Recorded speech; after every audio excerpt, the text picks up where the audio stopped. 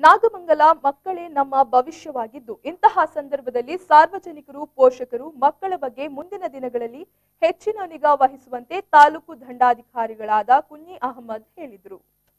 ಅವರಂದು ನಾಗಮಂಗಲದ ತಾಲೂಕು ಕಚೇರಿಯಲ್ಲಿ ಏರ್ಪಡಿಸಿದ task force ಸಭೆಯಲ್ಲಿ ಮಾತನಾಡುತ್ತಾ ಮುಂದಿನ ದಿನಗಳಲ್ಲಿ ಕೋವಿಡ್-19 ಮುಂಜಾಗ್ರತಾ ಕ್ರಮವಾಗಿ ಸಾರ್ವಜನಿಕರು ಪೋಷಕರು 1 ಮತ್ತು 2ನೇ ಅಲೆಯ ಬಗ್ಗೆ ತಾಲೂಕಾಡಳಿತ ಮುಂಜಾಗ್ರತೆ ವಹಿಸಿದಂತೆ ಈ ಬಾರಿ ಮುಂಚಿತವಾಗಿ ಜಿಲ್ಲಾಡಳಿತದ ಸೂಚನೆಯ ಮೇರೆಗೆ ಕೋವಿಡ್ 3ನೇ ಅಲೆಯ ಬಗ್ಗೆ ಹೆಚ್ಚಿನ ನಿಗಾ ಇರಿಸಬೇಕು ಎಂದವರು ಹೇಳಿದರು.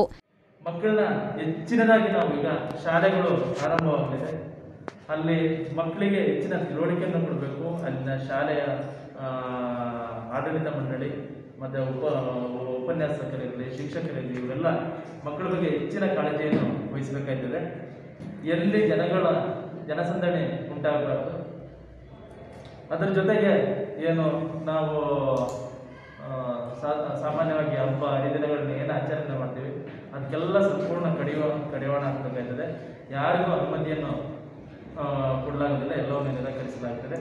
ಯಾವುದೇ ವೇದಿಕೆ ಸಾಮ್ಯಾನ ಹಾಕ್ಕೊಂಡು ಯಾರು ಯಾವುದೇ ಸಭೆ ಸಮಾರಂಭಗಳನ್ನ ಮಾಡಬಾರ್ದು. ಅಕಸ್ಮಾತ್ ಯಾವುದು ಕಿಟ್ಟು ವಿತರಣೆ ಏನಾದ್ರು ಮಾಡೋದಿದ್ರೆ ಸಾಂಕೇತಿಕವಾಗಿ ಒಂದು 4-5 ಜನ ಕೊಟ್ಬಿಟ್ಟು ಅವರು ಅನುಮತಿ ತಗೊಂಡು ಅದು ಅನುಮತಿ ಯಾವುದು ಸಕ್ಷಮ ಪ್ರಾಧಿಕಾರ ಏನಿದೆ ಗ್ರಾಮ ಪಂಚಾಯತಿಯಲ್ಲಿ ಪಟ್ಟಣ ಪಂಚಾಯತಿ ವ್ಯಾಪ್ತಿಯಲ್ಲಿ ನಮ್ಮ ತಹಶೀಲ್ದಾರ್ ಕಡೆಯಿಂದ ಪೊಲೀಸ್ ಕಡೆಯಿಂದ ಅನುಮತಿಯನ್ನು ಪಡೆದು ಅದನ್ನು ಕೊಡಬೇಕಾಗಿದೆ. ಎಲ್ಲಿ ಜನಗಳನ್ನ ಸಂದಣಿ ಮಾಡಿಕೊಂಡು ಅಥವಾ ಈ ಕೋವಿಡ್-19 ಏನು ಸಾಂಕ್ರಾಮಿಕ ಪಿಡುಗು ಹರಡೋ ರೀತಿಯಲ್ಲಿ ಏನಾದ್ರು ಮಾಡಿದರೆ ಅವರ ವಿರುದ್ಧ ನಾವು ಕಠಿಣ ಕಾನೂನು ರೀತಿಯ ಕ್ರಮವನ್ನು ದಾಖಲಿಸ್ತೀವಿ. ಇದೇ ವೇಳೆ ಪುರಸಭೆಯ ಮುಖ್ಯಾಧಿಕಾರಿಗಳಾದ ಶೈಲಾ, ಮುಖ್ಯ ಕಾರ್ಯನಿರ್ವಹಣಾಧಿಕಾರಿ ಸತೀಶ್ ಕುಮಾರ್, ತಾಲೂಕು ಆರೋಗ್ಯಾಧಿಕಾರಿ ರಮೇಶ್ ಹಾಜರಿದ್ದರು.